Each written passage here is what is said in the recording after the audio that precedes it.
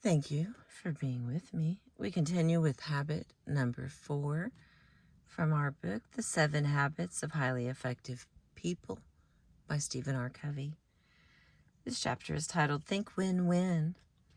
In the last video, I read to you a lot of the options, so I'm going to continue.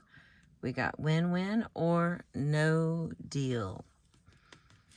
If these individuals had not come up with a synergistic solution, one that was agreeable to both, they could have gone for an even higher expression of win-win. Win-win or no deal. No deal basically means that if we can't find a solution that would benefit us both, we agree to disagree agreeably. No deal. No expectations have been created. No performance contracts. I don't hire you, or we don't take on particular assignment together because it's obvious that our values or our goals are going in opposite directions. It is so much better to realize this up front instead of downstream, when expectations have been created and both parties have been disillusioned.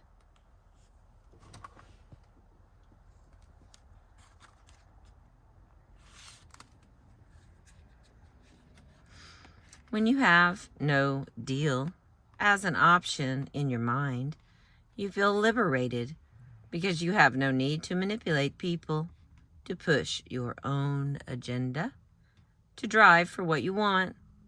You can be open.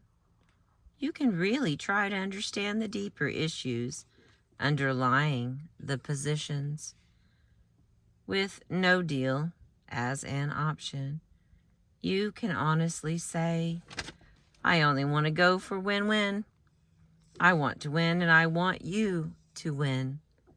I wouldn't want to get my way and have you not feeling good about it, because downstream it would eventually surface and create a withdrawal.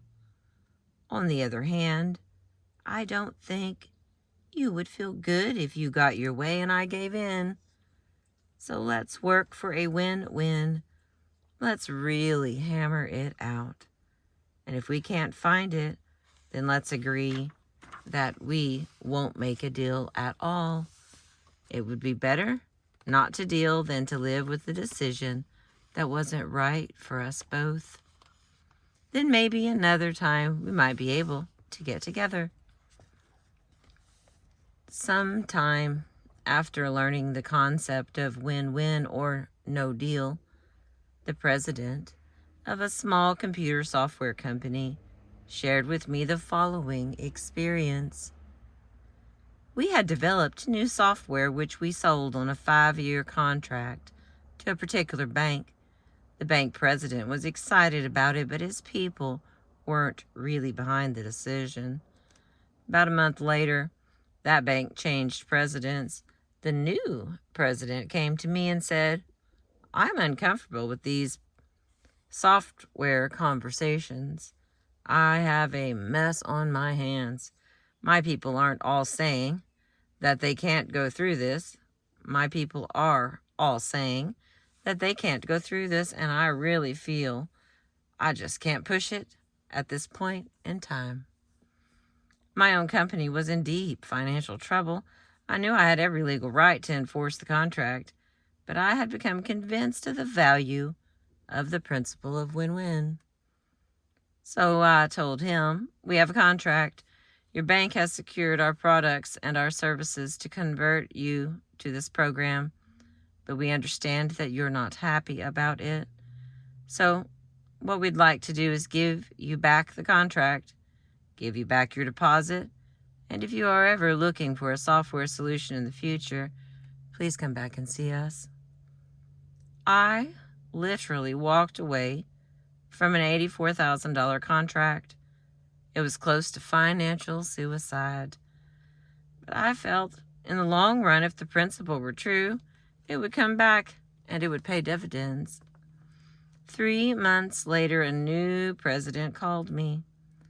I'm now going to make changes in my data processing, he said, and I want to do business with you. He signed a contract for $240,000. Anything less than win-win in an interdependent reality is a poor second best that will have impact in the long-term relationship. The cost of that impact needs to be carefully considered. If you can't reach a true win-win, you're very often better off to go for no deal. Win-win or no deal provides tremendous emotional freedom in the family relationship. If family members can't agree on a video that everyone will enjoy, they can simply decide to do something else. No deal. Rather than having some enjoy the evening at the expense of others. I have a friend whose family has been involved in singing together for several years. When they were young, she arranged the music, made the costumes, accompanied them on the piano, and directed the performances. As the children grew older, their taste in music began to change, and they wanted to have more say in what they performed and what they wrote. They became less responsive to direction. Because she had years of experience in performing herself and felt closer to the needs of the older people at the rest homes where they planned to perform, she didn't feel that many of the ideas they were suggesting would be appropriate. At the same time, however, she recognized their need to express themselves and to be part of the decision-making process. So she set up a win-win or a no deal. She told them she wanted to arrive at an agreement that everyone felt good about, or they would simply find other ways to enjoy their talents.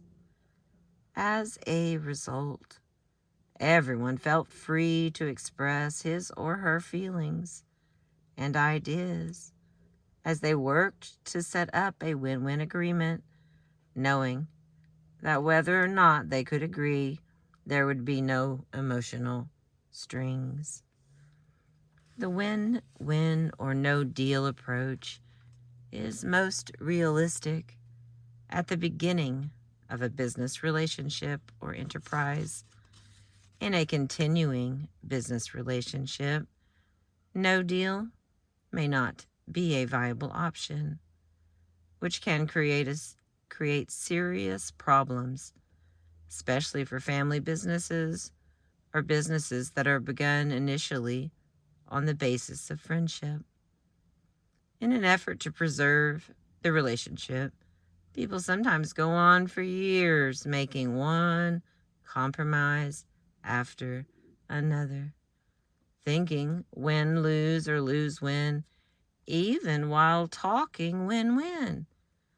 This creates serious problems for the people and for the business, particularly if the competition operates on the win-win and synergy. Without no deal, many such businesses simply deteriorate and either fail or have to be turned over to professional managers. Experience shows that it is often better in setting up a family business or a business between friends to acknowledge the possibility of no deal downstream and to establish some kind of buy-sell agreement so that the business can prosper without permanently damaging the relationship. Of course, there are some relationships where no deal is not viable. I wouldn't abandon my child or my spouse and go for no deal. It would be better, if necessary, to go for compromise, a low form of win-win. But in many cases, it is possible to go into negotiation with a full win-win or no deal attitude, and the freedom in that attitude is incredible. We're on page 216. 5 dimensions of win-win. Think win-win is the habit of interpersonal leadership. It involves the exercise of each of the unique human endowments: self-awareness, imagination, conscience, and independent will in our relationships with others. It involves mutual learning, mutual influence, mutual benefits.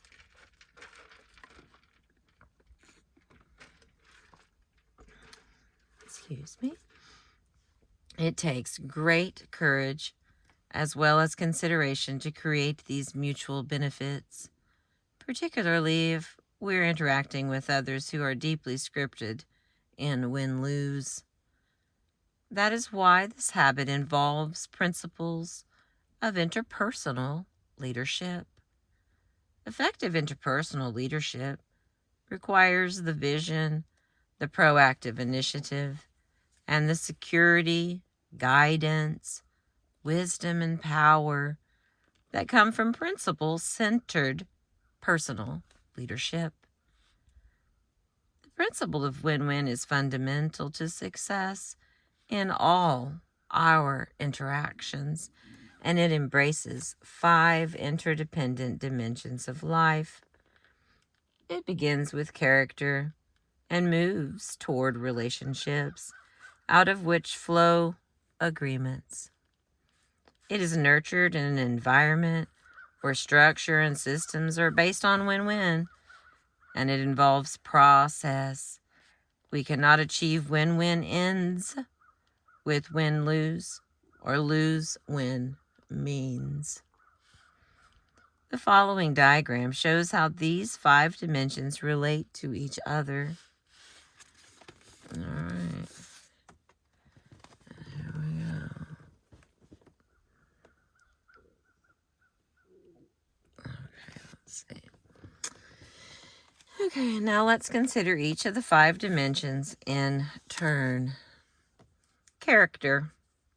Character is the foundation of win-win, and everything else builds on that foundation. There are 3 character traits essential to the win-win paradigm. First is integrity. We've already defined integrity as the value we place on ourselves.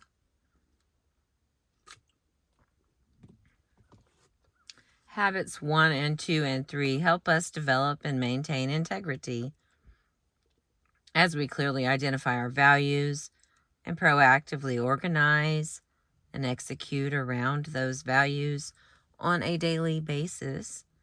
We develop self-awareness and independent will by making and keeping meaningful promises and commitments.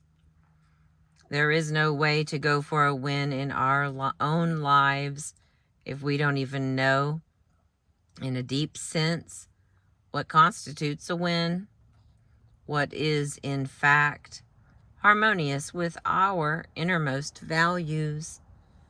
And if we can't make and keep commitments to ourselves, as well as to others, our commitments become meaningless. We know it. Others know it. They sense duplicity and become guarded. There is no foundation of trust, and win-win becomes an effective, superficial technique. Integrity is the cornerstone in the foundation. The next is maturity. Maturity is the balance between courage and consideration.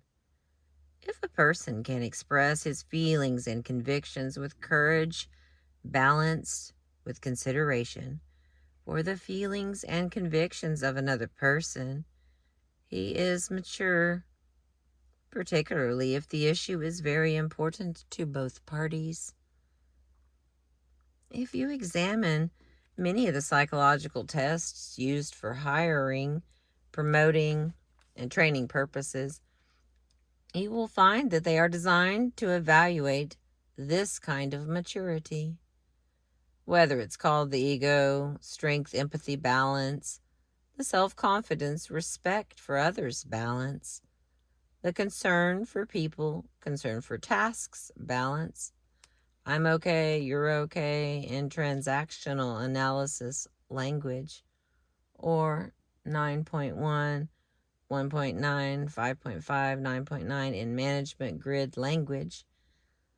The quality sought for is the balance of what I call courage and consideration.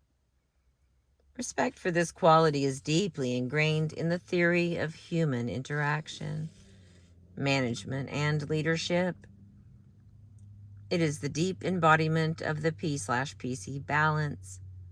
While courage may focus on getting the golden egg, consideration deals with the long-term welfare of the other stakeholders.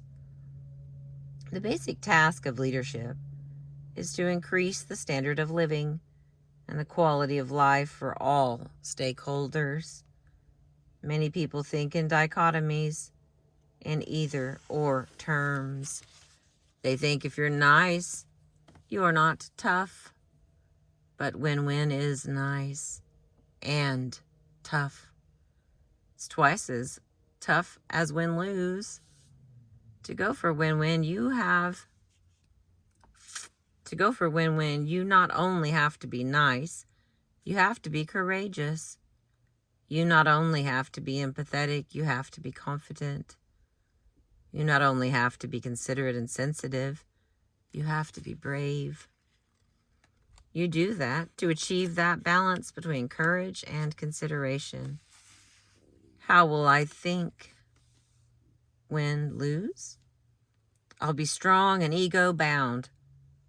I'll have the courage of my convictions, but I won't be very considerate of yours. To compensate for my lack of internal maturity and emotional strength, I might borrow strength from my position and power, or from my credentials, my seniority, my affiliations. If I'm high on consideration and low on courage, I'll think lose-win. I'll be so considerate of your convictions and desires that I won't have the courage to express and actualize my own. We got another picture here.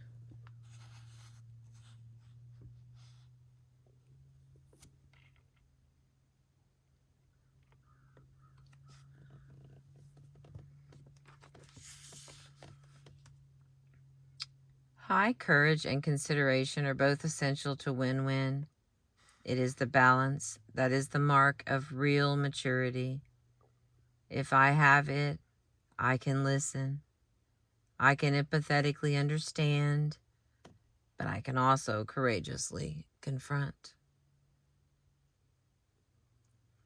The next here on page 219 is abundance mentality. The third character trait essential to win-win is the abundance mentality, the paradigm that there is plenty out there for everybody. Most people are deeply scripted in what I call the scarcity mentality. They see life as having only so much, as though there were only one pie out there.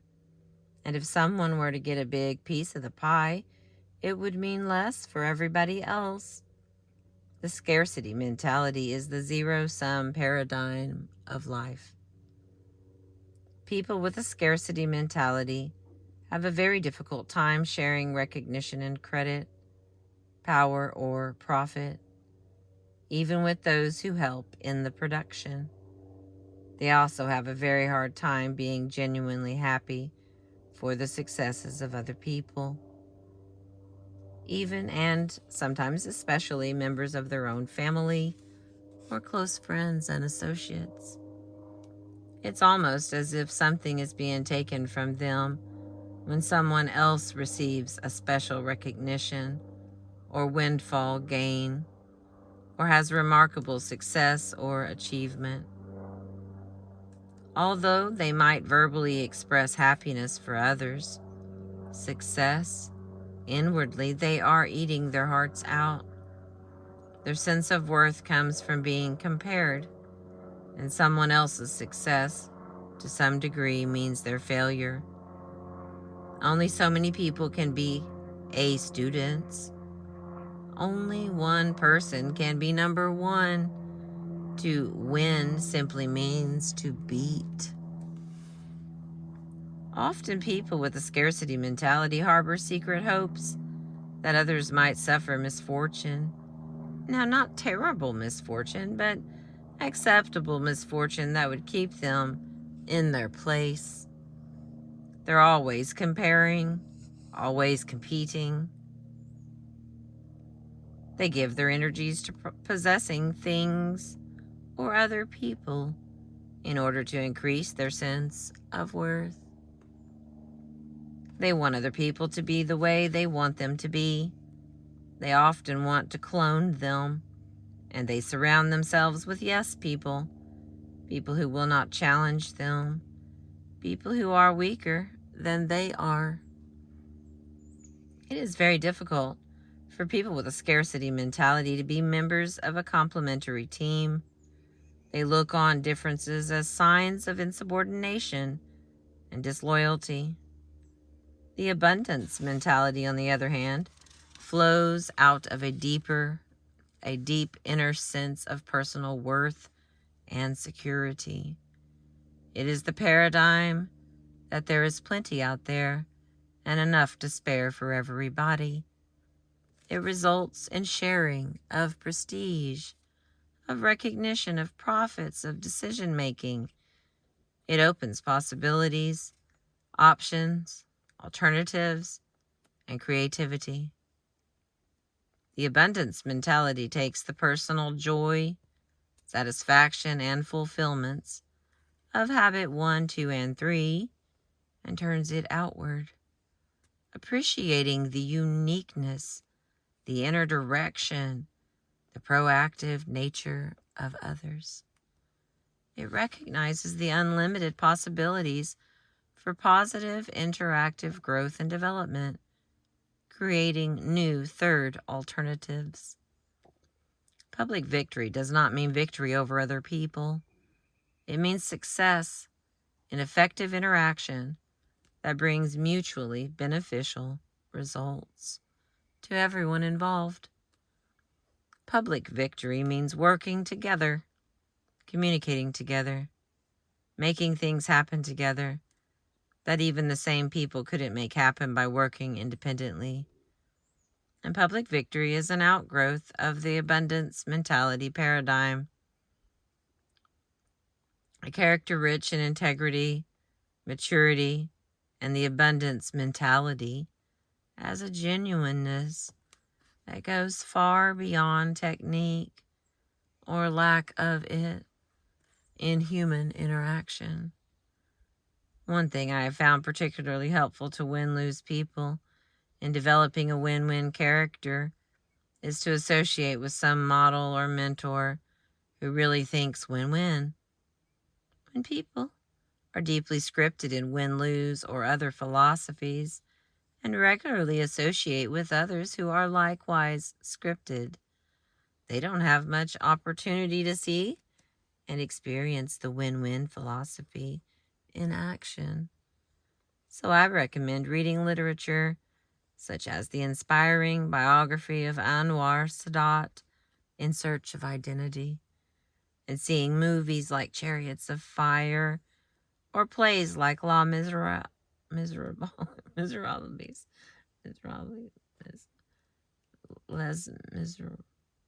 Okay, I give.